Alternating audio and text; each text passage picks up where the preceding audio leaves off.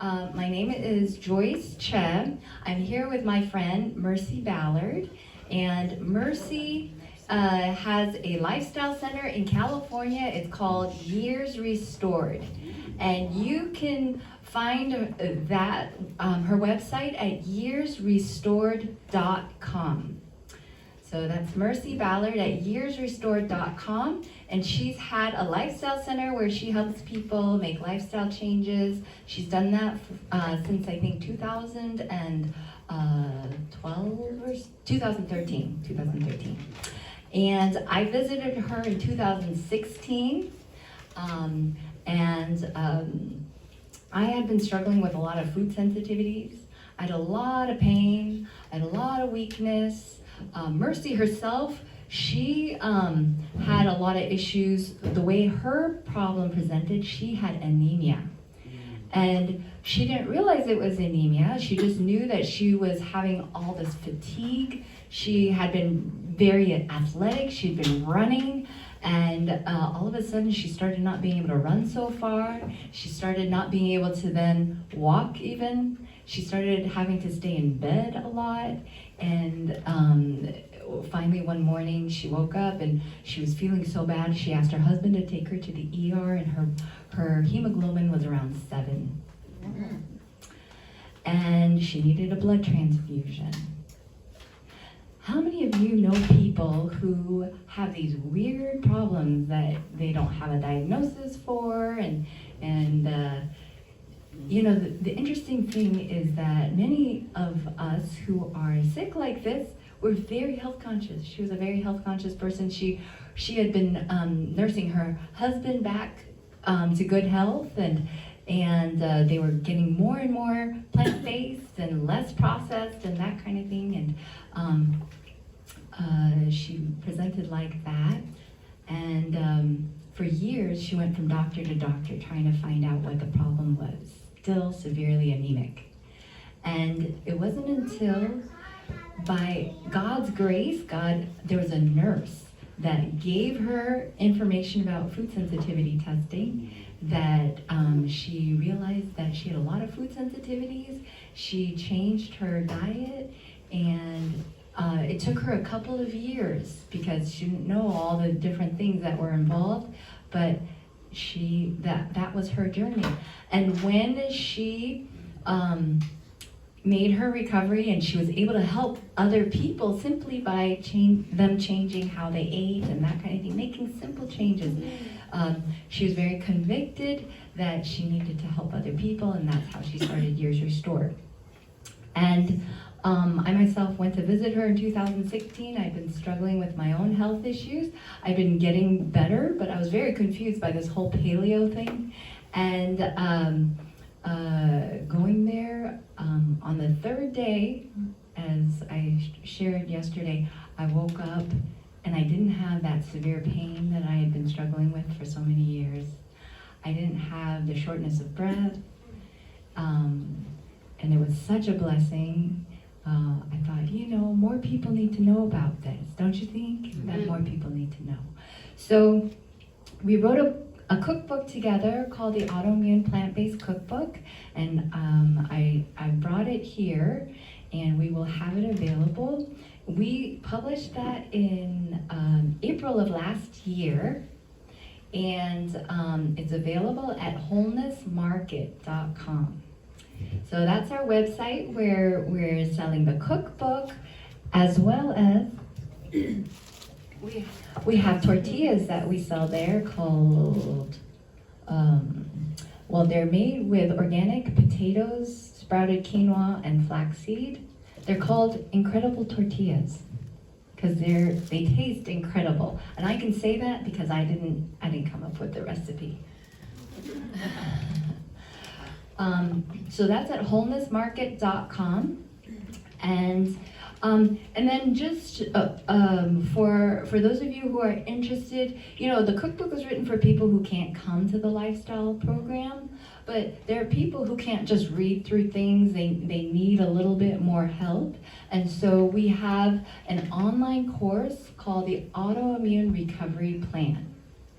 So, and that course will take you through the 7-day meal plan. We have video demonstrations of all the recipes.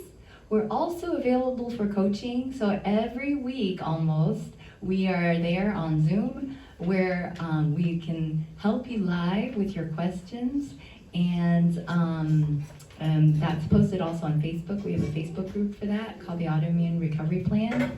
And if you're looking for just a free group, we have a closed group on Facebook called the Plant-Based Gut Health Group.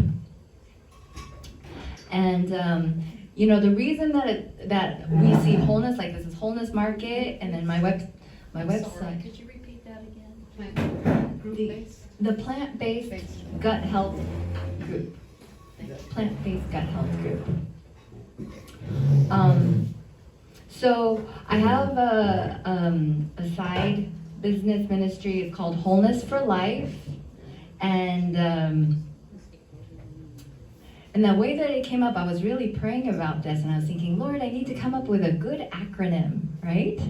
And you know, New Start is an acronym that we all think of for the 8 laws of health. But I was thinking there's one law of health that we're not covering with the 8 laws of health. Can you think of what that is? The environment, right? Because what did we say? We said the environment contributes probably even more significantly to our disease now than our nutrition does in some ways, yes.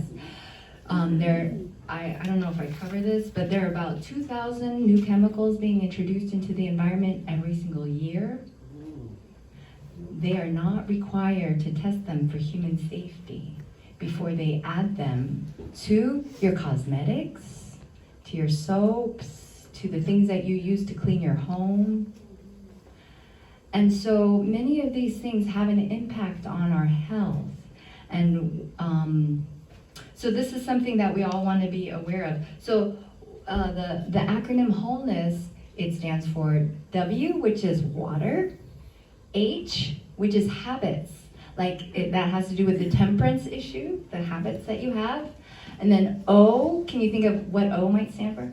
Oxygen, for fresh air and these types of things. How about L? What does L stand for? Love. Love, that stands for, and that probably covers this whole trust in God, right? Because when we have love for God, good morning, we develop that trust. For God, it gives us love for other people as well as the proper type of love for ourselves, amen? Mm-hmm. And then E for environment, N for nutrition, right? And then the next E for exercise, then S for sleep, and then the last S for sunlight. Amen. Okay, so that's the acronym for wholeness. Okay, so today's talk, we're going to talk about eating for the healthy immune system. And how many of you are familiar with that quote by Hippocrates that all disease starts in the gut? Yes, very good. All disease begins in the gut. The gut houses how much of the immune system? 70%. 70% of the immune system. So gut health is essential for a healthy immune system. Remember yesterday I was telling you about this young girl, this 4-year-old girl who had a fever every night? And what did we do for her? Well, we did try to change her diet and that kind of thing. We were looking into that, but that night we couldn't do very much, right? Charcoal, okay. So we gave her some charcoal to drink, and we left with her a charcoal poultice. And I don't know, the reason that I was thinking of this was because I remember reading that book, charcoalremedies.com, and the author of that book, he had gone to the jungles of South America or something, and they had brought in an infant child who had gotten into something, had eaten something toxic, and was unconscious. And, they were out in the jungle, unable to do anything like pumping or anything like that. And what he decided to do was make a thick charcoal paste and put that all over this child, and within an hour she revived. And so I was just thinking, like if all disease starts in the gut, and I know that, and this child may have some of those issues with a fever and that kind of thing, that's why I decided to do the charcoal poultice. And charcoal can be very soothing and anti-inflammatory. If you have an injury or that type of thing, it's not just for bug bites, it's not just for infections, it will help with inflammation. How many of you have ever put a charcoal poultice on? Yeah, it feels really soothing, doesn't it? Yeah. So what we do at the Lifestyle Center, we actually have poultice drinks where, the first 5 days of the detox program, we're not eating food, we're giving our digestive systems a break, but we're drinking teas that are healing. We're drinking what we call poultice drinks that will have the same kind of effect. They have charcoal, they have clay, they have some of these other healing properties that come in, and they coat the digestive system, and they have the same kind of soothing effect on the digestive system. So they're a poultice drink. And so that's what we do during the detox program. So as far as digestion is concerned, let's go over the digestive tract, the digestive organs. There's about 30 feet of digestive organs from the mouth, where the food enters, to where food exits, okay? And so let's see if we can name. What happens after food goes into the mouth? It goes into the throat, and then into the esophagus. The esophagus is a tube that connects the mouth to the stomach. Okay, so the next thing is the stomach, and then after that is the small intestine. The small intestine, and then after that is the large intestine. Okay, so there are a few accessory organs that we have to talk about: the tongue, the teeth, the salivary glands, the pancreas, the liver, and the gallbladder.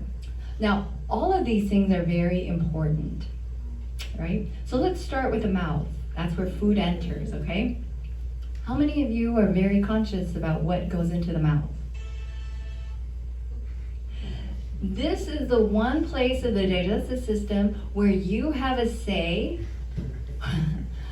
what happens, right? You can directly impact it by what you choose to put in your mouth. Did you know that Mrs. Ellen White says something very interesting? She says that it's not as important, even the quality of the food. She talks about how important the quality of the food is, right? But even more important than the quality of the food is what? Is how much goes into the mouth and how long it stays there. So it's really important that you put in a small amount of food into your mouth. How many of us are used to just inhaling our food? I went through residency, and I was always scared, someone's gonna page me, I'm on call, and I would just get used to inhaling my food, because I thought the most important thing is to get my food down, right? But it's actually, the most important thing is you eat at a time and a place where you can relax and enjoy your food. Oh, that's so hard for me, because sometimes when I'm eating, I'm talking to people about serious things, and I forget that they might not enjoy talking about some of these things that I bring up to them. And so it's important that when we eat in a pleasant environment, we make food a pleasant place, and we're eating small amounts and chewing really good. How many of you are familiar with the story of Mr. Stancich? He's someone who, he has a website and he helps people with health problems, but his father went through concentration camps, I think in Eastern Europe, and I think it was Poland. And his father discovered that his digestion improved when he chewed a lot. And I think the magic number was somewhere over 100. And, in concentration camp, do they give you good food? No. Do they give you a lot of food? Well, his father was able to survive. him with the other, like out of all the 30-some men in their barrack, like he and 2 other people survived. And they were the people that he helped learn how to chew this wonderful way. Did you know that when you chew, what happens is that your saliva has to mix with your food, and it helps break the food down, and then the teeth help to begin that digestive process. And then you actually have an enzyme that's released in the saliva that helps with the digestive process, and that starts the whole digestive process. So you can start digestion in the mouth as you're chewing. So how many of you are going to chew a lot more? And the other thing that it does when you chew is that it helps prepare your body. It's like your body can say, hey, Joyce, I don't want you to freak out. I'm just sending an apple down. Okay? So that's what happens when you chew your food. How about when you go to Jamba Juice and you drink down a smoothie in like 2 minutes? Right? Does your body have time to prepare for that? No. So that's why some people say chew your drinks and drink your food, because you want to chew even the things that you drink, keep it in the mouth for a while so that it prepares your body. And then the food that you eat, you want to chew so well that it becomes so liquefied that it becomes something that you drink down. Okay? So, isn't that an interesting thing? How many of you knew that the mouth was such an important part for digestion? And I know that, and yet it's so easy for me to just inhale my food. So if you guys see me today, just remind me I gotta slow down and chew my food, okay? It's okay. I give you all permission. We all give each other permission, right? Everyone's gonna be watching everybody today. Okay, so the next thing that happens is that we have saliva. You have 3 salivary glands that are producing anywhere from 1 to 1.5 quarts of saliva every day. And guess what saliva is mostly composed of? Water. It's like 99% water. Okay, how many of you have seen people and you know that they're dehydrated? Like you can see it when they're talking, their tongue is dry, their lips are dry, right? Now, for you to have healthy digestion, you need to be drinking enough water throughout the day. And the saliva, when it's healthy, it protects your teeth from decaying, it protects your mucosa from drying out. So that's just one point of the digestive system where water is important. We're going to talk about other parts, okay? So after the food hits the mouth, where does it go? Into that tube. What's that tube called? The esophagus. How many of you are familiar with esophagitis? I don't remember if it's esophagitis or esophagitis. I think it's esophagitis. Esophagitis. How many of you are familiar with that?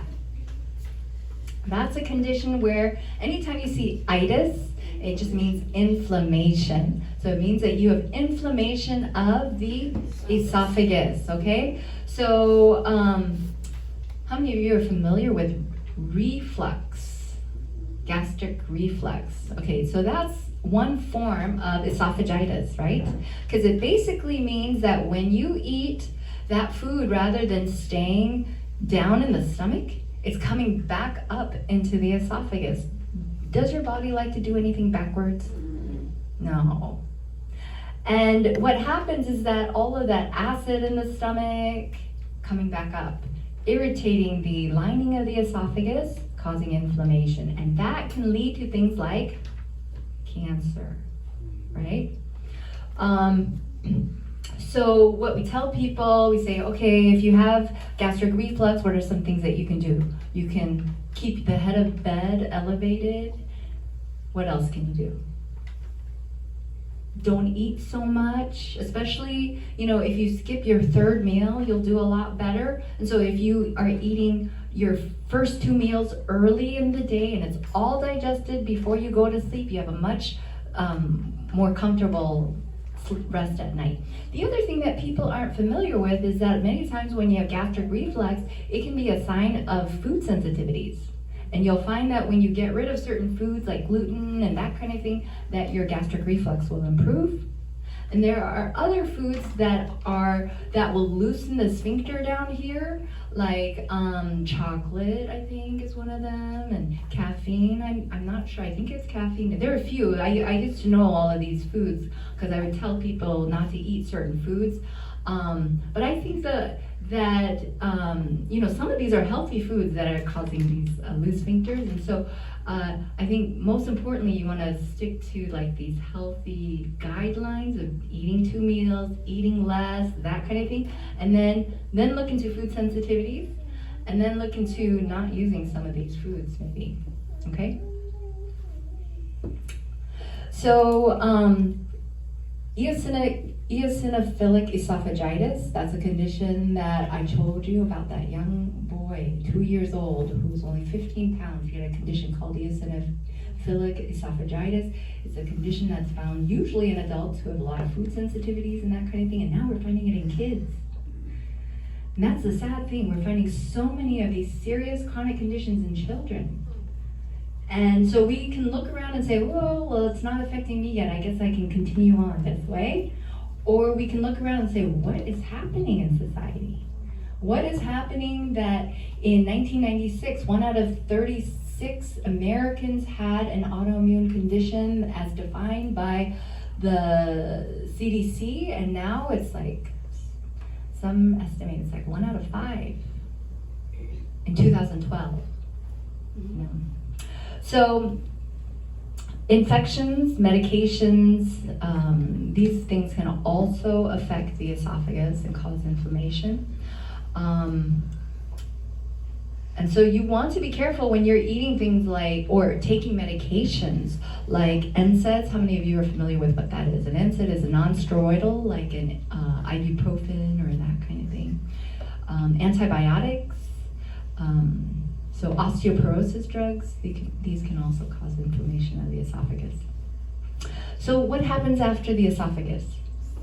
The stomach. Okay, the stomach is another place where water is very important. Why is water very important for the stomach? Because your stomach is where you produce gastric juice. Gastric juice is very important for digestion. What is digested in the stomach? And in the stomach only? Protein. Okay, so how many of you are wanting better protein digestion, right? We're all concerned of, am I getting enough protein, right? So it doesn't matter how much protein you're eating if you're not digesting it well, right? And if you're not digesting it well, what will happen? It goes through undigested, it causes inflammation. Okay? So we want to be drinking lots of water, first thing, because you're producing about 1.5 liters of gastric juice. You need water. About 99% of that gastric juice is water. How many of you need to drink more water? Yes. So,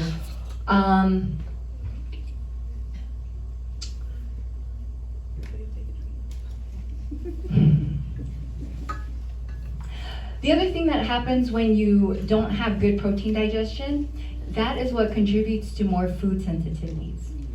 And so you want to make sure you have good digestion here. They say 80% of untreated rheumatoid arthritis patients have reduced gastric acid output. How many of you know someone or you yourself are on something that affects gastric acid output? Like, how many of you had reflux and your doctor put you on omeprazole or some kind of proton pump inhibitor like Nexium or something like that? Tums is some kind of antacid. Not too many people here. This is one of the most commonly prescribed medications in the United States. And people are on these proton pump inhibitors for a long time.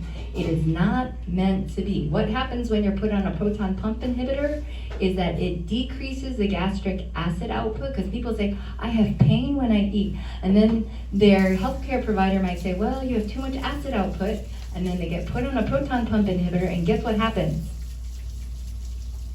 They can't digest their protein very well. And how's that going to impact their health? Not very well, right? So you don't want to be dependent upon your medications to improve your symptoms. If you're having gastric reflux or that acidy feel, it could be that you have too little acid in your stomach, and you need to do things to improve that. Long-term consequences of proton pump inhibitors. Malabsorption of vitamins and minerals, like vitamin B12, vitamin C, calcium, and magnesium. That increases your risk of osteoporosis, infections, and superinfections like Clostridium difficile and pneumonia. Okay, so I want to share with you how we know about how digestion works, okay? So how many of you are familiar with the story of Dr. William Beaumont and Alexis St. Martin? Yes? That's great. Are you, how do you know about this story? I heard Barbara O'Neill talking about it. You heard Barbara, how many of you are familiar with Barbara O'Neill? Yeah, she does tell this story, yeah. So Dr. William Beaumont was a physician in the 1820s, and he was called to help a man by the name of Alexis St. Martin, who got shot at close range. And the bullet went through into his abdomen, and he almost died, right? It went through the skin into his stomach, and you could actually see the hole there because what? It never healed. It developed into a tract that remained open for the rest of his life. Dr. Beaumont nursed him back to health, but being the scientist that he was, he wanted to experiment on Alexis St. Martin. So when Alexis St. Martin survived and healed, recovered from his illness or his injury, Dr. Beaumont would tie pieces of meat and other types of food, and he would put it into the stomach because he could see it, right?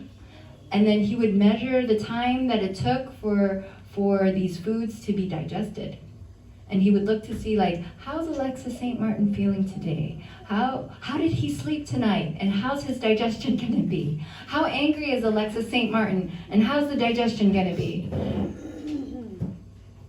Do you think that was a comfortable thing for Alexis St. Martin? That was not an ethical thing for him to do. Alexis St. Martin actually kind of ran away from him a couple times, I think.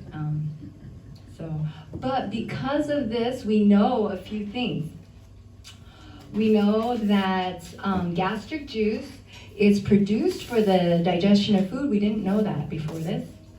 That there is no gastric juice produced during fasting, according to what he saw.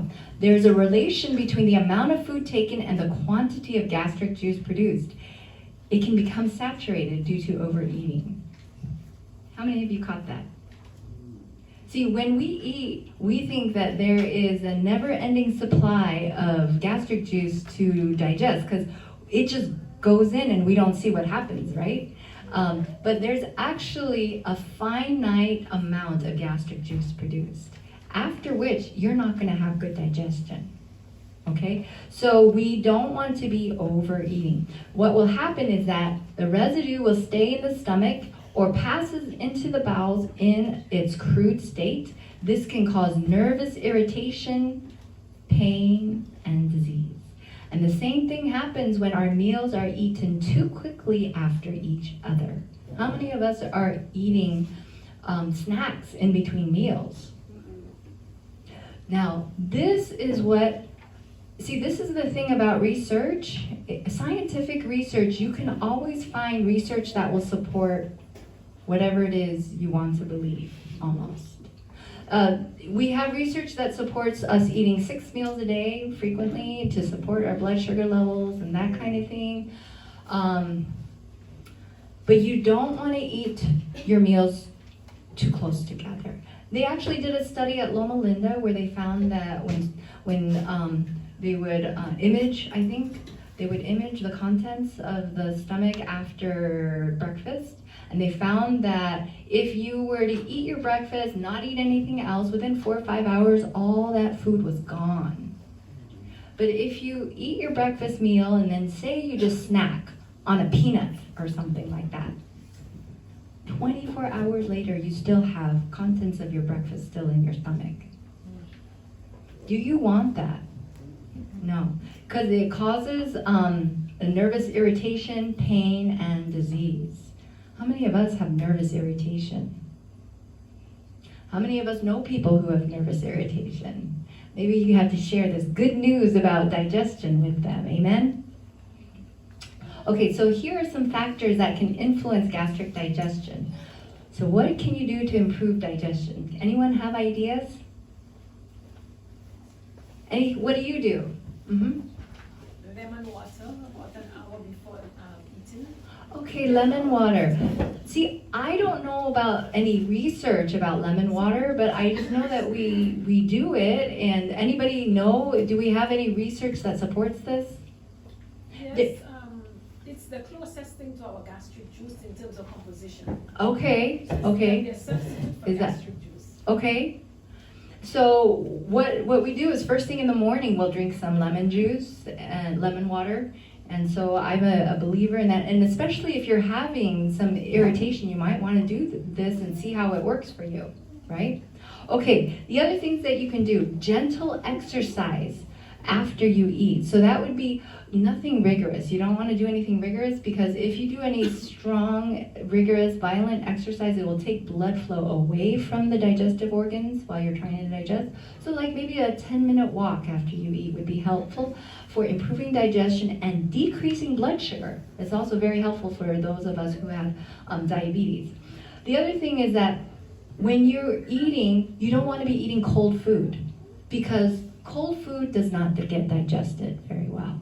The stomach needs warmth. And so you want to be eating your food warm unless you're eating raw food. You don't want to be eating like warm salad necessarily, right? But there's some of us who have such poor digestion. Mercy was helping someone with very poor digestion, and she found that like they would have to not only do a little bit of walking after they ate, but they would put a warm heating pad over their stomach while they were walking after they ate to help with the digestive process. Stimulating condiments are injurious. What are stimulating condiments? Cayenne pepper, mustard. Pepper, mustard, ketchup, all these things that we love to add to food. We can eat like a very plant-based vegan food and it can be very healthy, and then you can put all this vinegary, sugary, salty condiment stuff on it, and it can be injurious then to your health, okay? Alcohol always produces gastric disease. Now, some of us, we don't drink alcohol, but we're eating food that turns into alcohol in our stomach. And how does that happen? Fermentation. It happens when your digestive system is not working well, when you're eating your meals too closely together, this kind of thing, but also when you're eating things like cream, like sugar and dairy together, it can turn into alcohol. And is alcohol something that's good for your cells? Like when you put alcohol on your face, it kind of breaks down the cells, doesn't it? It denatures things. Same thing for the intestinal tract. You don't want to do that. Oily food is difficult to digest. So even if you're eating healthy oils, it's difficult for your digestive system. Yes? No, after you make your point. Okay. We, in our cookbook, we don't include any oils, no free fats, not even olive oil or coconut oil. And the reason for that is because of this concept of oily food being more difficult to digest. For some of you, we may have too much fatty foods in the cookbook. And so you may want to even limit more on the sunflower seeds and the pumpkin seeds and the coconut. You might want to limit that further. So for those of you who are really inflamed, but we don't do free fats. And the reason for that is this. Are you familiar with the structure of what fats look like? Okay, so you have saturated fats and you have unsaturated fats. You're familiar with that? Do you know what they look like? Okay, saturated fat has it has a fatty acid up on top, and then the tail is a carbon hydrogen chain. And it's this linear thing. It's just this thing, and it looks like like my arm. Okay? And so if you think of your cell membranes, and your cell membranes are all composed of fat, like if they're all composed of saturated fat, it's all gonna be tightly compacted together, right? Because like think of my arms, it's like a whole bunch of me in an elevator, right? But what happens if I have a kink? I take up more space, right? So that's what happens when you have unsaturated fats.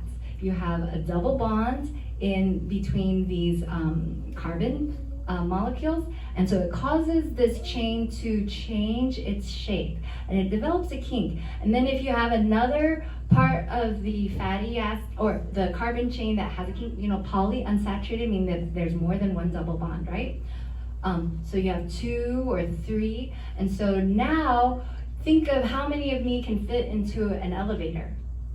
Less, right? So if you think about your cell membrane and you think about putting a bunch of polyunsaturated fats into that cell membrane is going to be a lot more fluidic. It's not going to be as rigid. And the importance of that is that where are your receptors? For instance, like your insulin receptors. Your insulin receptors sit within your cell membranes, right? They like to have a nice fluidic atmosphere for them to work well. And so when you have cell membranes that are rigid and then these receptors don't work as well, we think that that might be one way that contributes. Now, does that make sense? Yes, it does. So now you're gonna know why polyunsaturated fats are one reason why they're good for you, right? But the other thing that happens when you have these double bonds are places in the fat that make them vulnerable. So see, these are good things, but they make them vulnerable to light, they make them vulnerable to moisture, it makes them vulnerable to oxygen. That's why these oils get rancid, right? When you open them up and they're away from their protective housing, they go rancid. How many of you know how long it's been since your olive oil was packaged? Should have a date. It should have a date. Maybe you'll be able to smell it and whatever. You're just kind of taking a chance. For those of us who are sick, we don't want to do that. We don't take chances on things, and that's why, a lot of people when they come to see us, they're very sick. And we don't mess around. And so we get our fats from the food. And so everything in the cookbook is from the seed, it's from the avocado, it's from the coconut, but it's not from the fat that has been taken from the food, okay? And you'll find that you don't miss it when you eat this way, and you kind of get used to it. Process it? What? It's not processed.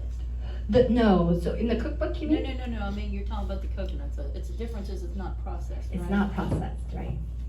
Okay. So that's the thing with oil and oily food. The other thing about having gastric digestion, febrile illness, no gastric acid is secreted. And so for those of you who get sick, don't force yourself to eat if you don't feel like eating, okay? And then the other thing is, and if you need to have some nutritional support, you might want to do something like the onion broth. You can boil up some onion and garlic, and that way you're getting some minerals, potassium, that kind of thing, and nutritional support, but you're not necessarily burdening the digestive system. Fear and anger will retard gastric acid secretion, and anger, you'll have bile from the gallbladder that refluxes back into the stomach. Yes, early on you were asking for impediments to digestion. Uh-huh. And let's see, eating protein Mhm. too late at night, Yes. for example, because it takes maybe 5 hours Right, to right. about 5 hours Yeah. to digest. So if you eat that like say 10 o'clock at Yeah, night. so that's why we say, we try to, all of our meals, we're doing breakfast and lunch. We provide like a 8-hour window that you eat, and then the next 16 hours you don't eat. And preferably, it would be the first 8 hours of the day rather than the latter part, so that you can rest at night. Right. Okay. This is, yes? I was just gonna ask on that too, what if you're very active and you have a high metabolism? Yes, right. Just 2 meals a day going? Yeah, if you're very active, high metabolism, you're doing a lot of heavy work, I think eating that third meal is okay. But you'll want to timing as well as what kind of food, and everybody's a little bit different, you know, like as far as your digestion and all of that, so you want to see how it works for you. But my personal opinion is that, you know, Ellen White says that you can eat some fruit, maybe some bread, but make sure you're chewing everything, making it much easier on the digestive system and that kind of thing. Ellen White says that when we eat, it's much healthier to eat like bread that has been toasted thoroughly and is very dry and requires thorough mastication than for us to be eating these foods that are porridge-like and have a lot of liquid in them. And it probably has to do with all the liquid in them. What about the Ezekiel bread? Okay, so Ezekiel bread, you're asking, is that healthy bread? Right, you buy it in Yeah. Well, I love Ezekiel. Ezekiel bread, it's made with sprouted ingredients, yeah. I don't know necessarily if they're organic or not. I think all of them have gluten. And because of what has happened with gluten, it just seems that most of the people that we have been helping, they do better without gluten. So, sorry. Okay, Mercy's going to demonstrate a recipe for a bread though that is sprouted or soaked and very easy. And I think I like it better than Ezekiel bread, personally. Okay, so the next thing that we're going to look at is the small intestine. The small intestine is about 20 feet long. It's like, it takes up so much of your abdominal space. It's wide as a finger, and this is where 95% of your nutrients are digested and absorbed. Isn't that amazing? 95% in the small intestine. The surface area of the small intestine is almost 2,700 square feet, which is the size of a tennis court. So God has given us tremendous ability to absorb nutrients. And so when you have something called malabsorption, I had severe malabsorption when I got tested 3 years ago. It's severe. Like according to the Enterolab test, you're supposed to have a score of less than 300. Mine was about 2,000. Wow. And so it's hard to be healthy if you're not absorbing your nutrients. Amen?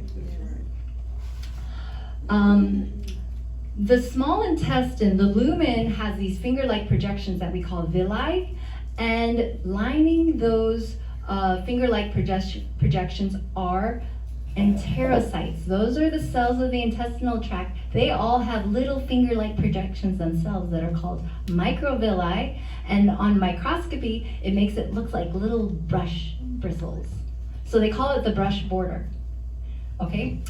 And the small intestine is divided up into 3 separate areas. Do you know what the 3 areas of the small intestine are? Yeah. The duodenum, the jejunum, and the ileum. Okay, the duodenum is where you have, it's the first part of the small intestine, and it's where you have chemical digestion happening. This is where the food comes from the acidic stomach, and then you have neutralization of that acid with what comes out of the gallbladder. You have enzymes that are released from the pancreas. This is all happening in the duodenum. You also have mucus lining the small intestinal cells. What is that mucus made out of? Water. See, this is another place of the digestive system that water is very important. And so if you don't have good mucus, what happens? you're not going to have protection of those intestinal cells. How many of you hear of people when they have diarrhea sometimes and stuff, they say, oh, I had mucousy bowel movements? Or how many of you, when you get sick, what happens out of your sinuses? You have mucus. I think what happens is that your body is trying to protect itself, right? And so maybe you have an injury to something on the intestinal tract, and what happens usually is that your body tries to do more things to improve that problem, and that's probably where all that mucus comes from. It's trying to protect. I'm fighting for allergies now. I have them worse this year than I've ever had them. Yes, and Drainage. yes, drainage and all that kind of stuff. Allergies is a real serious issue. And you'll find that allergies, as I mentioned yesterday, did you know that allergies was something that was virtually unheard of until the industrialized revolution, when a British doctor went before the British Medical Society and described a case report of this unusual, sinus drainage and itchy eyes, and everyone was like, what is this terrible thing? What is this thing? And we call it now seasonal allergies, and everybody has it, and everybody's on a medication for it, but it was virtually unheard of until all this pollution came into the environment. And so you will find that if you suffer from allergies, that when you start detoxing, when you start eating this way, when your body's able to get rid of these toxins, that your allergy symptoms may improve. Many people report that. So the jejunum is the second part that's also important for absorption of nutrients, and then the ileum is where we have absorption of things like vitamin B12. And it has some immune cells, immune patches there. It's very important for immune surveillance there. The large intestine is approximately 5 feet long. And so when you have a small intestine, but say something happens to your large intestine, what will your bowel movements look like? Watery, because the large intestine is where you have reabsorption of the water, and the stool actually starts looking like formed stool. And this is where you have the microbiome. A large amount of the microbiome lives in the large intestine. This is where bacterial breakdown of fiber occurs into short chain fatty acids that are used by your colon cells for energy. And so when you're eating foods that are high in animal content, like meat or dairy products, are you eating much fiber? No, you're not eating any fiber at all. That fiber is very important for your colon cells to be happy. Okay, so whenever you're eating fiber, just know that you're making your colon very happy. So it's really important that we can protect this gut epithelium. How thick is the epithelium of the gut? 1 cell. 1 cell layer thick. How about for your skin? Skin is many cell layers thick. And so what happens when you develop a cut on your skin? Gets scared. Yeah, it develops a scab and a scar. It'll heal. But it takes some resources, doesn't it, for the body to heal that, right? So What happens when every time you eat, you're injuring your intestinal lining? Leaky gut. Yes. What happens when you take medications? What happens when you're not drinking enough water? What happens when you're under a lot of stress? What happens when all those things come together? Your digestion's going to be out of whack. Yeah.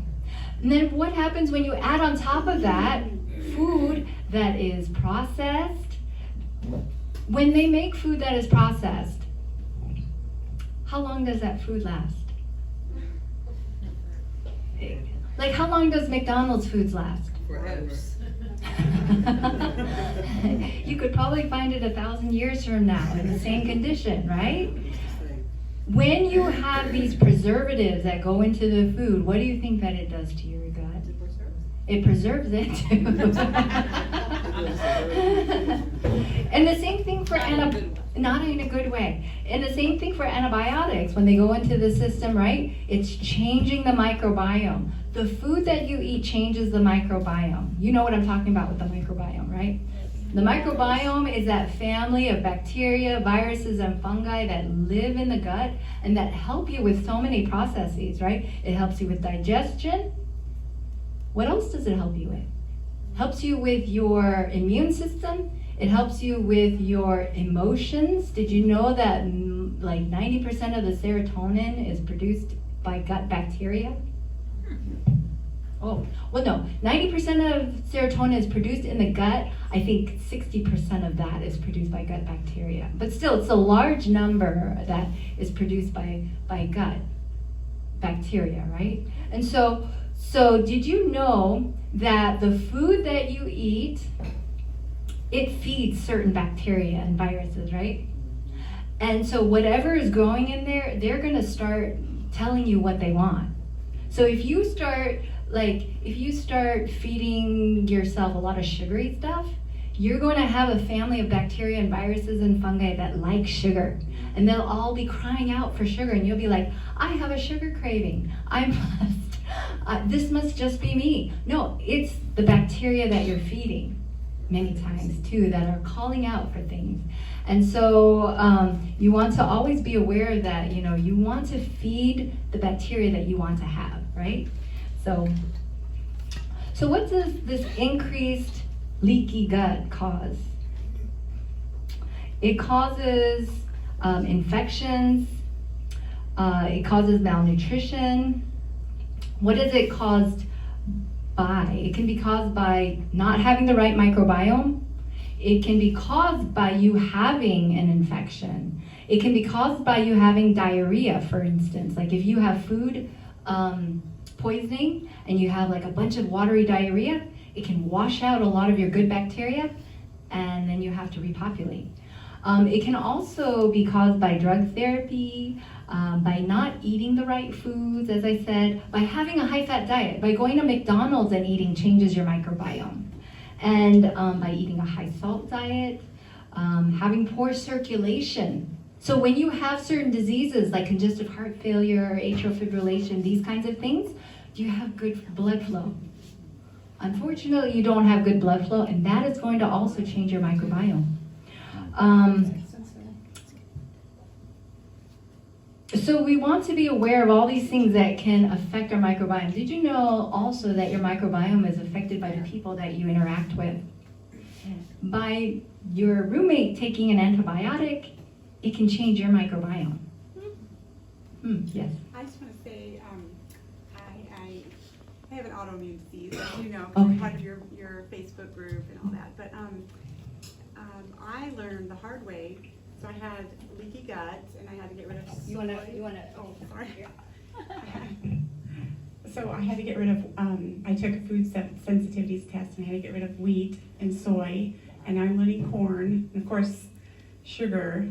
It's not the greatest. So I've had to get rid of a lot of things, but I felt so much better. And then I found that I had a really bad bout when I got healed of all this stuff. I had ingested a little bit of gluten, and it caused leaky gut again, even though I was all healed from everything and feeling so much better. And my leaky gut was so bad, I started taking trace minerals. You know what those are, and so I started taking trace minerals, and it, after research and people helping me, because my gut was leaky, it created, have you heard of leaky brain? And that was really scary.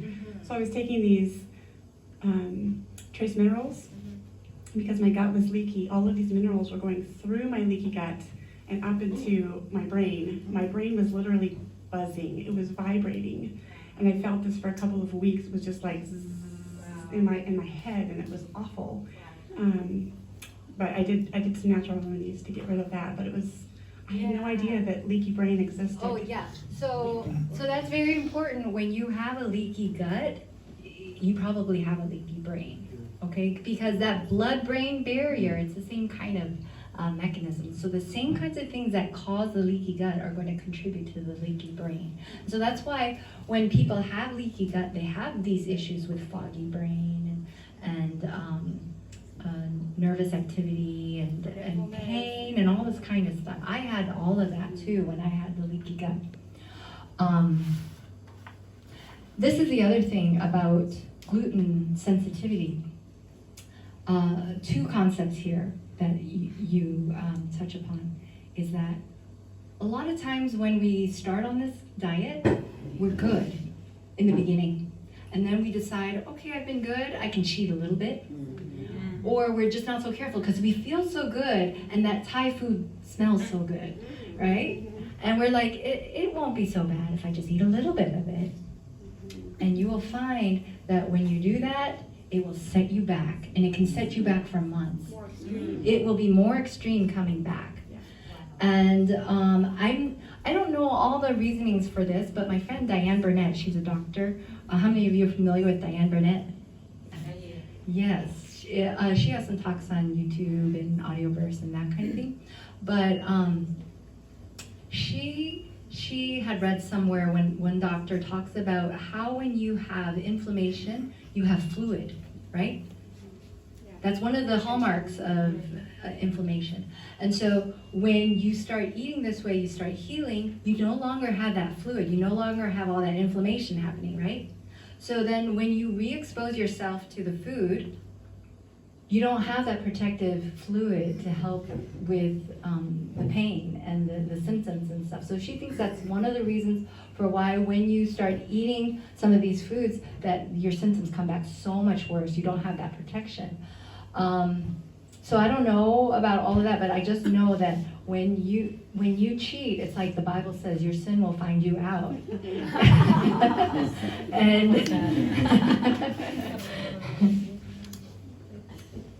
So this epithelial brush border I was talking about, this is where digestive enzymes and your bacteria live, okay? This brush border is very important so that you want to be drinking water, you want to be eating the right foods. When that mucous membrane breaks down, now you have no space between the harmful bacteria and your enterocytes, your intestinal cells. You have contact there between the bacteria and that kind of thing. And so you have just much more risk of leaky gut and your symptoms developing. So for you to have healthy gut epithelium, you need to have what? Good circulation. You need to have a healthy nervous system.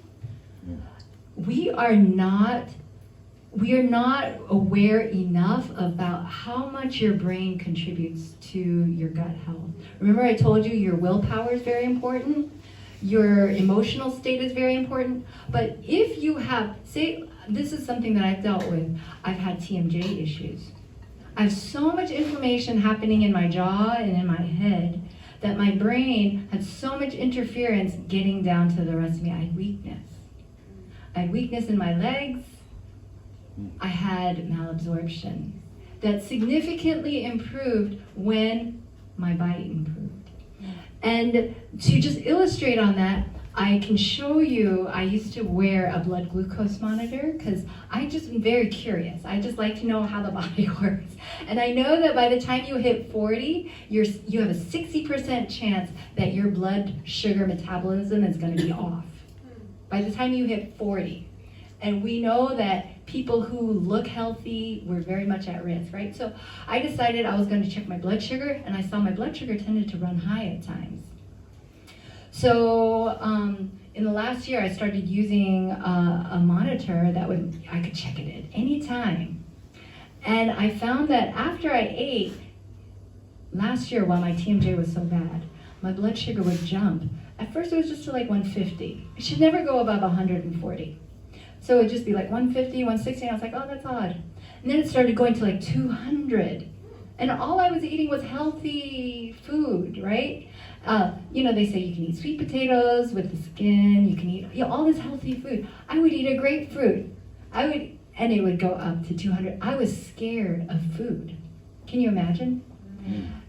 When my splint got adjusted and things settled down, I was able to eat the same food and not have those spikes, but it would go up to like over 200 with me eating very simple food. And it was a scary thing. So you want to look at all sources of inflammation, whether it's pain, whether it's other sources, the food that you're eating. It could be you have sleep apnea. Sleep apnea is a huge problem. And the thing that sleep apnea does, you know what sleep apnea is, right? Is when you stop breathing at night. I bet a lot of us have it. And what it does is it puts you into sympathetic mode. And when you are in sympathetic mode, you cannot be healthy. Because your body thinks you're dying. At night, your body's like, I can't breathe, someone's trying to kill me. And you're not getting the rest that you need. You're going to be put in sympathetic mode. And same thing for stress. So all of these things need to be in control for you to have good health. And so, okay, so today I'm going to talk about what also is necessary for us to have a healthy versus leaky gut. And that is, we have to have good tight junctions. How many of you know what tight junctions are? Tight junctions, okay, so think of us in a circle and we're all holding hands because we don't want anyone to break into our circle, right? If someone's hands are broken, that's an area that someone can penetrate, right? So this is what happens with the gut epithelium, is that you have what are called tight junctions, which are places along the cell membrane, that intestinal, one layer thick intestinal epithelium, that they're all attached to each other, kind of, through these tight junctions. They have these tight junctions that don't allow food to get into your body before it gets broken down to the smallest particle, right? So when Dr. Alessio Fasano in the early 2000s, I think it was 2012 or something, his lab at Harvard found that when you ate wheat or gluten, that the body would produce a protein called zonulin. And zonulin, when it attaches to the receptors on the intestinal cells, it will cause your tight junctions to open. And how long those tight junctions stay open is dependent upon your genetic makeup. It might be just for a few hours, it might be longer, but if you're eating wheat a whole lot, it's gonna stay open. And that is also going to contribute to this whole leaky gut issue.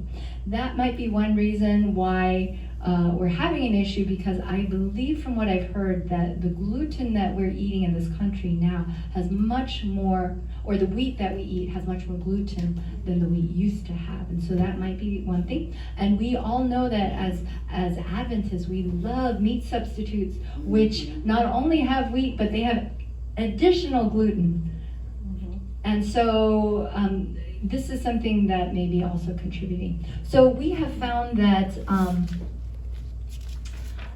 in our program, for us to have a healthy gut and a healthy brain, that we find people do a lot better when they avoid gluten.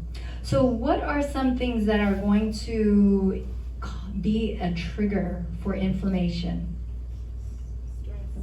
Stress. Pharmaceutical drugs, vaccines can also be a trigger. Infections like viruses, bacteria, fungi, toxins, mold, pesticides, plastics. I was telling a pathologist who had retired, I told him about what we were doing. He said, that's very interesting. I got food sensitivity testing years ago because I had psoriasis really badly. And I found that I wasn't sensitive to any foods, but I was sensitive to plastic. And once I got the plastic out of my diet, my psoriasis improved. Isn't that amazing? How many of you are putting your food into all kinds of plastic? How many of you are drinking water out of all kinds of plastic?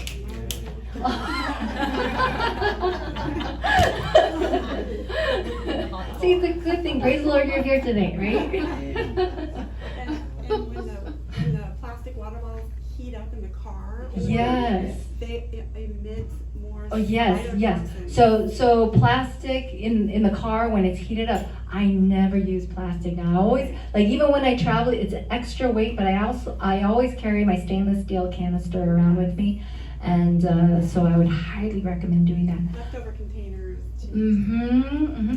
And the same thing, like when I say toxins, like if you've done some remodeling in your home and you have new carpet, you have new flooring, all that kind of stuff is going to emit things that are going to contribute. Pickled foods, gluten, vinegar, emulsifiers, thickeners, preservatives, all these things are going to contribute. Stress, emotional, physical, or mental stress. They found that 80% of those who have autoimmune conditions, they were diagnosed with some kind at the time of their diagnosis, they had some kind of major emotional stress that happened at the same time. Stress event, like someone died or that kind of thing. Lifestyle practices, lack of sleep, lack of exercise, lack of sunlight, lack of fresh air. So all of these things are going to contribute. And you're going to have what we mentioned, the brain fog, fatigue, joint or muscle pain, acne or skin rash.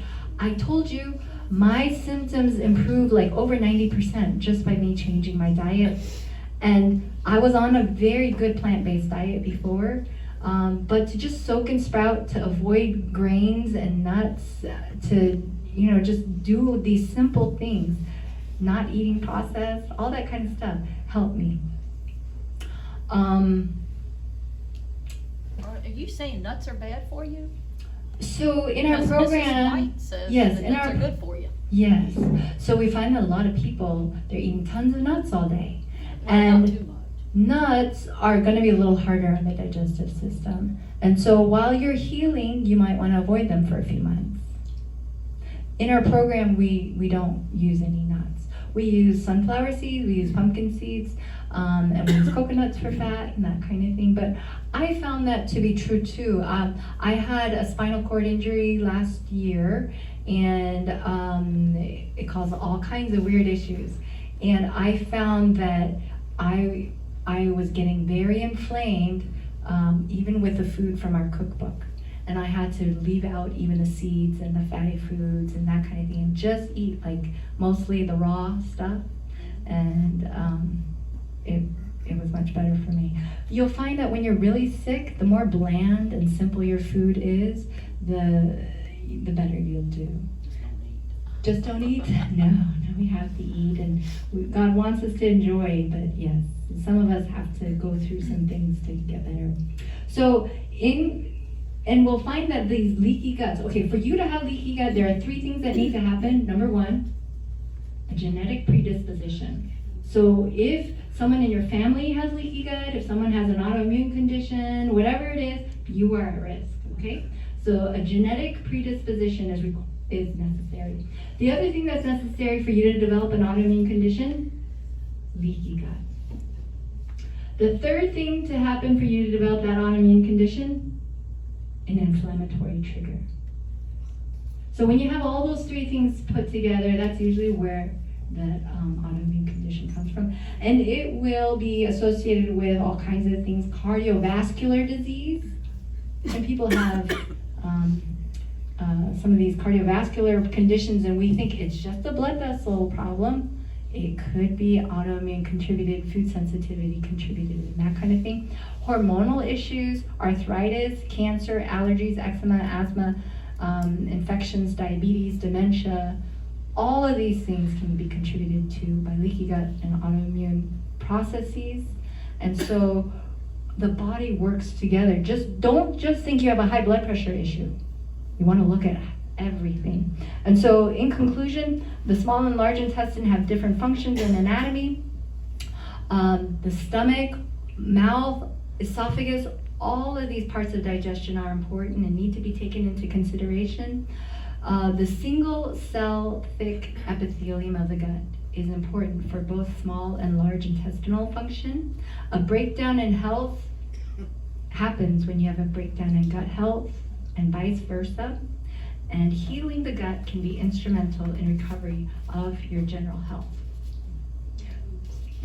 And I think I'm almost done. One more thing. Okay, my last slide was this. Eating for good health. here are some things that I want you to remember to do. Hydrate well, drink water throughout the day, but not at your meals. And that's why we don't have soup included in our recipes, because soup is very liquidy and we don't want to be diluting our gastric juices. And so that's why we don't do that.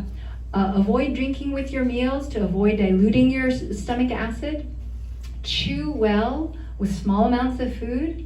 Rest the gut between meals. We think it takes about 4 hours to digest your food. And then the 5th hour is there to give your stomach a time of rest. And so you have a rest between each meal. And then you have a fast between your last meal of the day and the first meal of the day, of the next day. And then you make your dinner meal light or fast that evening meal. You eat in a pleasant environment. Exercise between meals. After your meals, you want to just do like very light activity to help with digestion. Avoid strenuous exercise after eating, and probably the most important thing, don't overeat. Yeah, don't overeat. It's one of the worst things that we can do for our health. And I shared with you about my issue with that. So, okay, did you? I was just gonna say my depression cleared up after I got rid of the gluten, because that was a major contributor to leaky gut. But What was your name again? Kimberly. Kimberly's saying that her depression cleared up after she got rid of the gluten, and yeah, we've heard that with other people too as well. What did you have your hand up? I was wanting to know about kamut and spelt. I have one of my oldest child had issues with food sensitivities when he was really young, and it displayed itself in vomiting and major behavior issues. Yes. And so when he was 2 years old, I thought, this is ridiculous, something is wrong. So we did gluten-free diet, and within 2 weeks, Sabbath school teacher said, what did you do with this child? Where is your other child? We introduced foods back, and the bad behavior and vomiting came back. It was like a 3-day delay. So with my research, I discovered that it wasn't necessarily an allergy, but a sensitivity. Yes. And so I removed anything that had casein in it. At that time, we thought the veggie sliced cheese products that were imitation cheese, Yes. non-dairy cheeses, Yes. were non-dairy. They're not. They have Yes. high casein content in Okay. those cheeses. So I removed that out of his diet, and I took wheat out of his diet, and everything cleared up and went away. So I kept him off of anything dairy or anything wheat, and we took him and had an allergy tested when he was 7, and slight bit of sensitivity to casein showed, but the wheat cleared up. But he seemed to do fine with Kamut and spelt. spelt. Okay, that's an interesting thing. And so, Mercy tends to be very much a purist, and I think, it's an immune response that happens with a lot of these food sensitivities, and so that's why, with gluten, for instance, you might have one exposure and it will take you weeks to recover from that, right? So we have not taken a chance with the spelt or the kamut or that kind of thing. Especially since, we deal with a lot of people with really serious life-threatening issues. And for that reason, that's why we avoid even some people are like, well, how about organic soy? Or how about organic corn? I mean, the thing about these things is that, that these foods are over 90% genetically modified, and they grow in fields right next to each other. And so with these issues with cross-pollination, it is hard, I think, to find really, something that you're gonna feel like, I know for sure that this is safe to eat. And so we just haven't taken that chance with it. Because, when you're dealing with cancer or you're dealing with autoimmune or that kind of thing, it's an invisible thing, And so, yeah.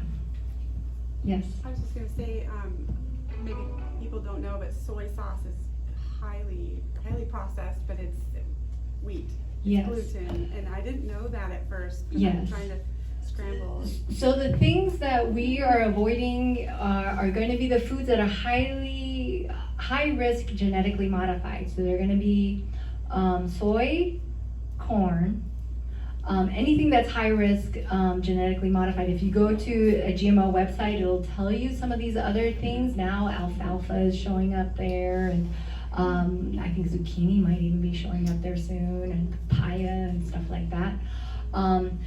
We also avoid wheat, yeast, but soy is something that's definitely not on our list. It was something that I tried to reincorporate. I personally couldn't do it. I think the pastor had his hand up.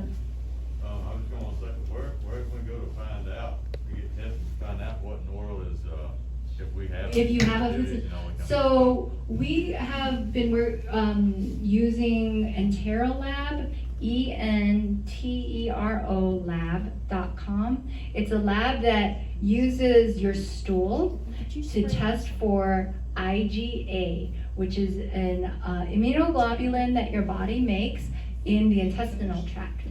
And that's actually what they use, what they test for in the blood when they're looking for celiac disease. We just think that it might be more sensitive to do it in the intestinal tract. And so it's something that you don't get a doctor's prescription for, and insurance, I think, you know, it's kind of up to your insurance whether they'll pay for it or not, so you have to pay for it out of pocket. But if you call them and ask them for the comprehensive panel and ask them to throw in malabsorption for free, they will do that. So you have to call them to do that. What's the name? Entero Lab, ENTERO lab.com. Entero Lab. And that doctor that we, Kenneth Fine is the doctor who runs Entero Lab. When we had a long 1 hour discussion with him, he told us that another thing that many people are testing positive to nowadays that they haven't seen before is oats. Yes. And it may be because so many gluten-free products are made out of oats now, and and because of the glyphosate. I don't know if you're familiar with what glyphosate is. It's the active ingredient in Roundup. Glyphosate is patented, has 3 patents on it. It is a weed killer, but prior to being a weed killer, it was also patented as a mineral chelator. Do you know what that is? A mineral chelator is something that will bind to it and inactivate these minerals, so that, like, if you have a water distiller, you know what will happen is that you'll have all these minerals that will build up on the side of your container, your water container. And so you need to put in some kind of chemical to chelate those minerals so that they fall off. They don't get all hard and scaly on you, right? That was the first patent for glyphosate. It was used to help clean out industrial pipes. And then they found that when it spilled on the weeds, it was really good at killing weeds. So then they started using it for that. But it's also patented as an antibiotic. It will kill bacteria. It will change your microbiome.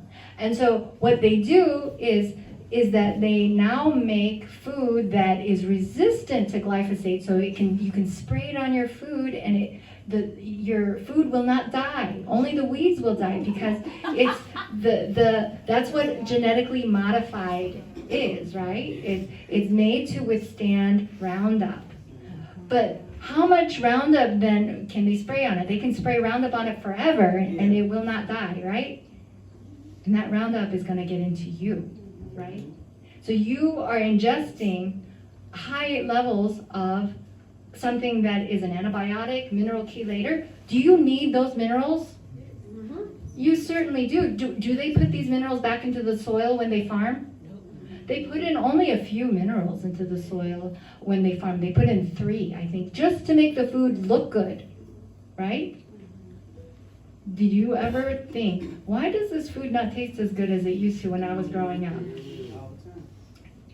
Right? It's because they don't have the minerals. And so when you're eating Roundup and you're eating some of these foods that will bind up these minerals, now you, not only are you eating mineral deficient food, now you are binding it up further. And now you have antibiotic in your system that's killing the microbiome. So how many of you are motivated to make sure that people know, stay away from GMO? Stay. And then the other thing that they do with food is that not only are they making it genetically modified, they spray all your grains, they spray all your legumes, they spray a lot of your veggies and fruits with glyphosate right before they harvest. Do you know why? To dry out the field, to make it easier to harvest. And so your food, it may not be genetically modified, but it may have high levels of glyphosate. And that's what's happening with a lot of these oats. They found that a lot of our breakfast cereals have high levels of glyphosate, and this, I do feel, is impacting our health. Okay, this gentleman has a... Yes, question. Do you recommend an enema for detox? Okay. And if so, if you recommend, if you use an enema for detox, does it change your biome? Does it change your microbiome? Okay, so it depends what kind of enema. You can do like a retention enema, so a small amount. For our... Coffee enema, for example. Okay, so we don't do coffee enemas. We do dandelion enemas because we think that that also impacts the liver and detoxing and that kind of thing. So we'll use dandelion for that. I think it's dandelion leaf.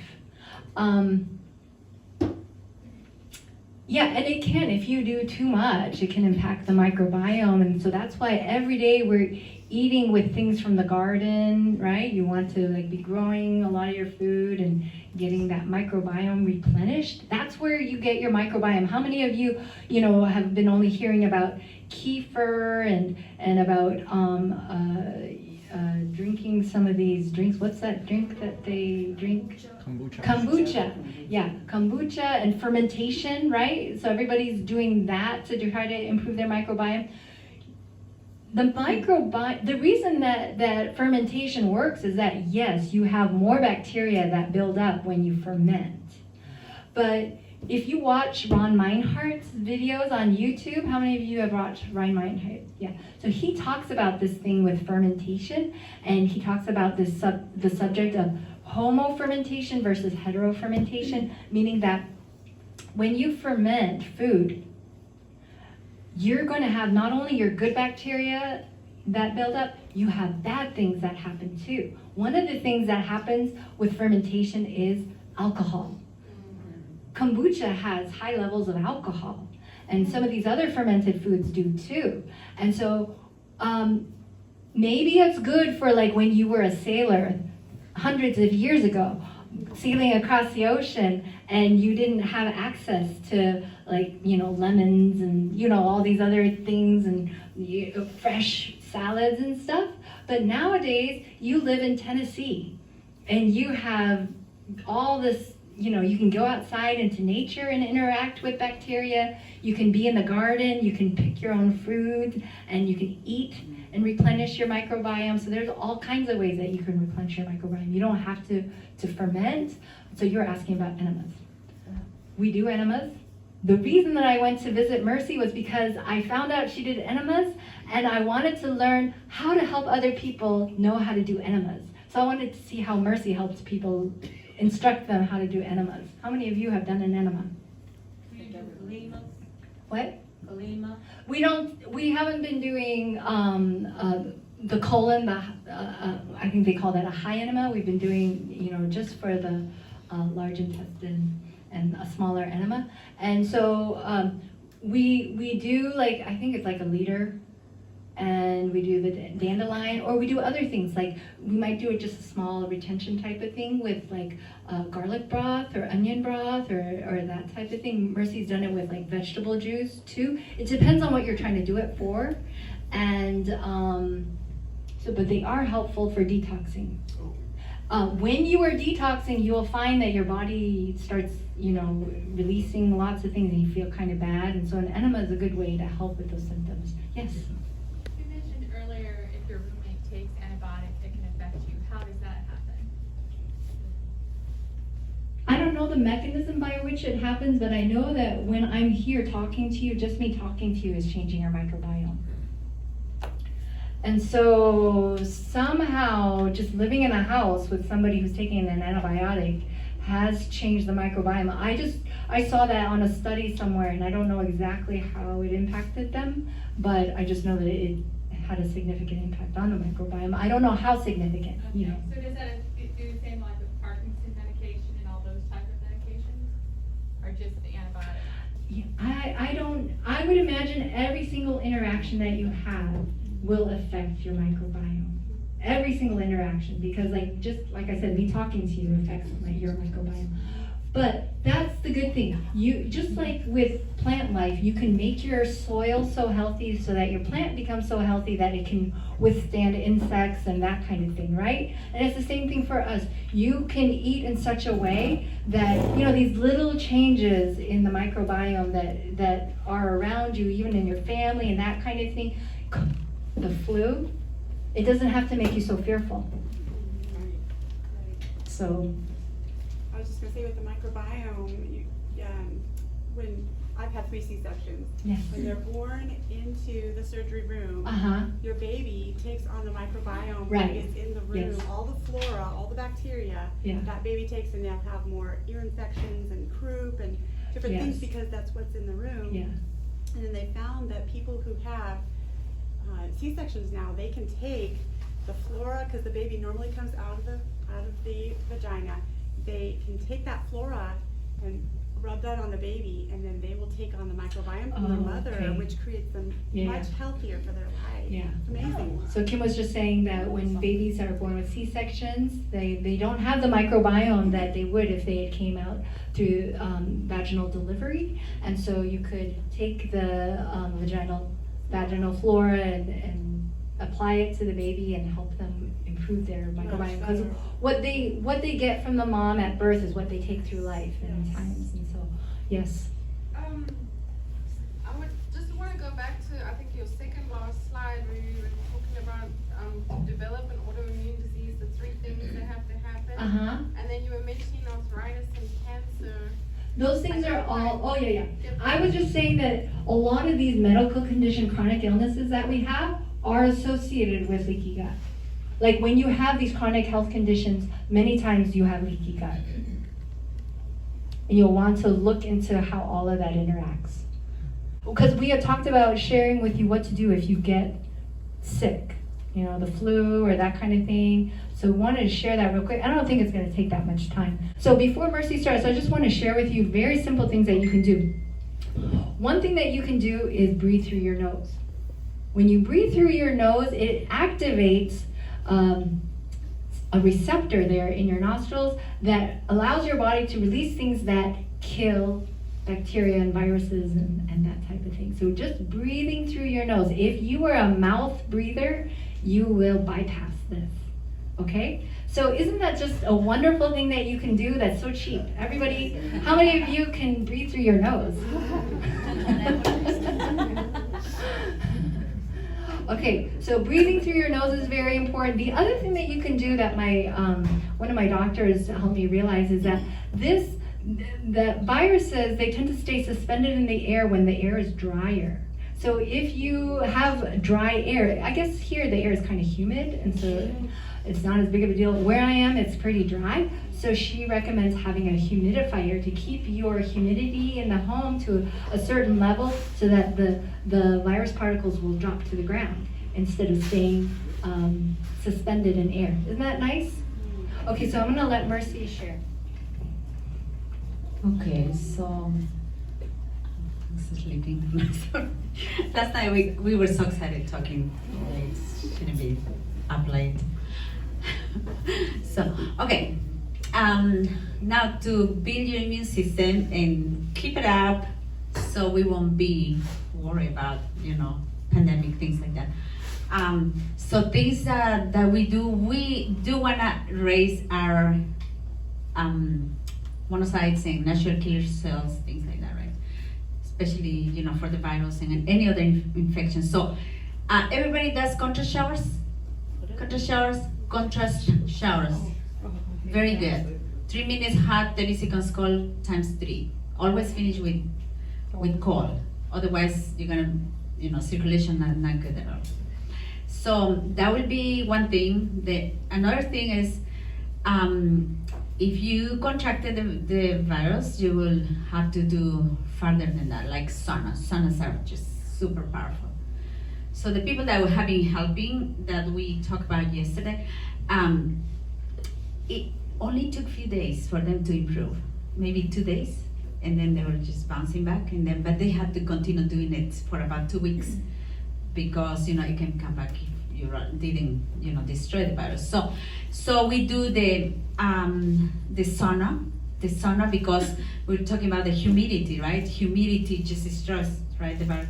So the sauna, very simple sauna. We just wrap it up ourselves with a sheet and a plastic and a sheet. Just throw our body. We just sit in a stool and then put So I'll just kind pot of of water. demonstrate. Yeah. So if you can imagine me with 3 layers. So 3 layers, I'm gonna have a sheet, and then I'm gonna have a shower curtain, plastic type of thing, and then I'll have another sheet around that.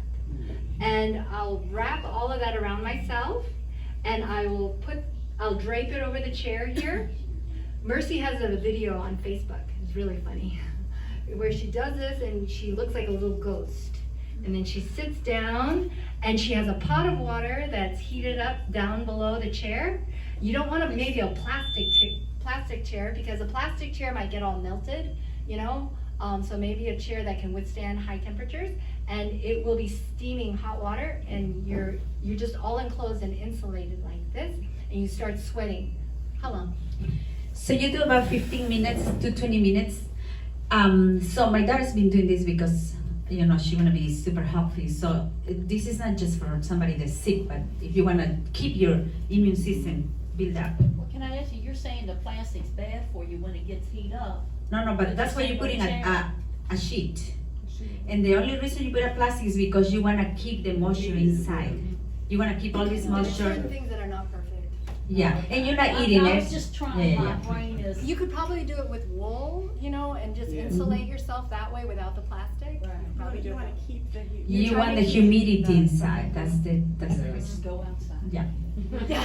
So you do that, get your pot of water, but it's so powerful. You start sweating right away. It's more powerful. I have, for our lifestyle center, we have a sauna, regular infrared sauna.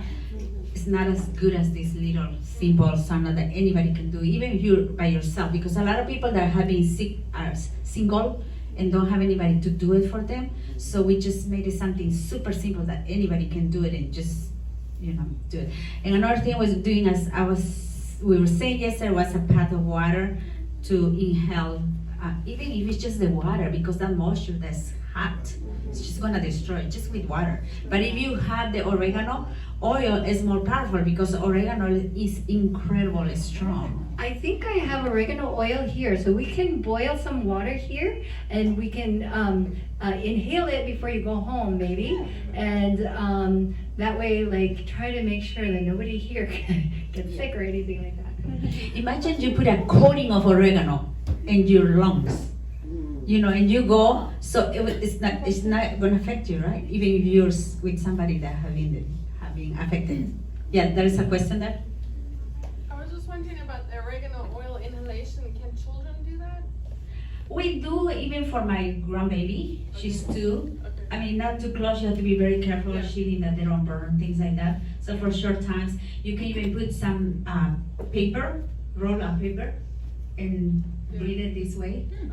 So yeah, so we do that too, and we do onion, garlic broth. Very simple. Just 1 onion with 5 cloves of garlic. Just boil the water, drink that, put a salt to make it tasty. So you're gonna twice a day, 1 cup, powerful to raise the immune system. The oregano oil, can you ingest it with water or something like that too, would it have the same effect, or do you need to inhale it? Okay, the reason is because you want the heat, because the moisture destroyed the virus. So you want to heat. And you don't want to drink it because it's very strong. It can damage the lining of your digestive system. So I do sometimes, I, have my 16 ounces canning jar, and I put 1 drop of oregano oil. It has to be pure oregano, and it has to be organic. So I put 1 drop, and I just rinse my mouth if you have a sore throat, things like that. That's a good thing, but you don't necessarily need to drink. Well, it's good to drink, but it's also did you tell them about gargling with it? Yeah, we just. So did you catch that? That she said to carry around some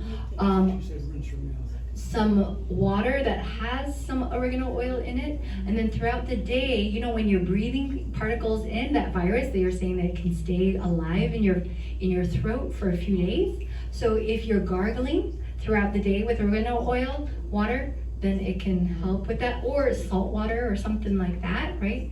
So, and you'll want to get the oregano oil that is not added to olive oil. It's just pure oregano oil. So essential oil. It's like an essential oil. Yeah, I'm just oregano looking on oil. Amazon here for $7.99. Can you you reheat get it. it? after Organic. Can you reheat it? It's gonna be gone. The oregano is gonna be gone. You have to add it every time. You can use the same water, but you have to add it. It's only 2 drops you use. So you only need this. It's gonna last you the whole year. If you invest in maybe a good oregano oil, it's probably $40-$30 if it's organic and pure. Because if it's not pure, it doesn't work.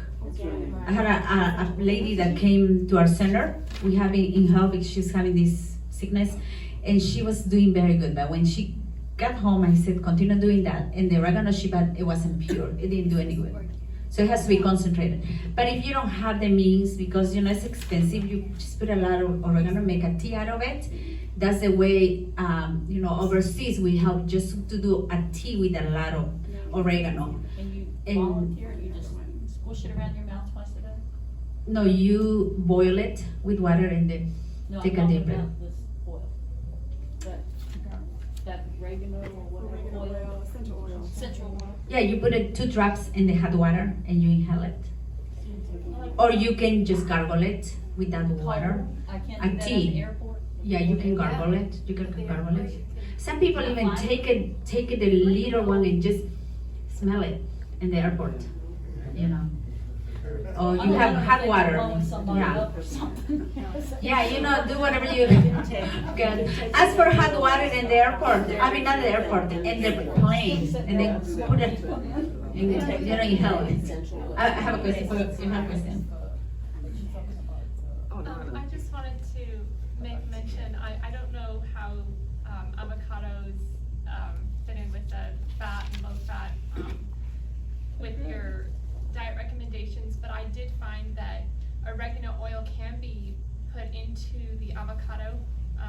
It doesn't mix as well in water, but that was an easy way that I could ingest it without burning my stomach, fat and fat together. And for those who may find it a little disgusting, a little bit of salt, and it gave a nice flavor that you could put on toast or sprouted grains, or however you want to eat it, and I found that helped me through the winter months. Okay. So I don't know how that fits in with everything you're Good saying, idea. but Good idea. Also, if you suffer a sinus infection, chronic sinus infection, I had a patient that we were giving her 6 months of IV antibiotic in my other job, my conventional job. It didn't touch her. It didn't touch the sinus. It was so bad. So she called me after, and so I could tell these natural remedies. So I said, well, do that inhalation. So she called me in 2 days, it's gone. And then she called me in 2 days, it's back. Well, of course, you need to change your diet. Whatever is causing that. So I said, okay. So I was kind of coaching her to do plant-based and remove the dairy, all that stuff that causes all this congestion. So I was coaching her for a while until she didn't call anymore. So I'm assuming that she's well. But there's nothing more powerful for sinus than that inhalation. It's just powerful, very simple. Yeah.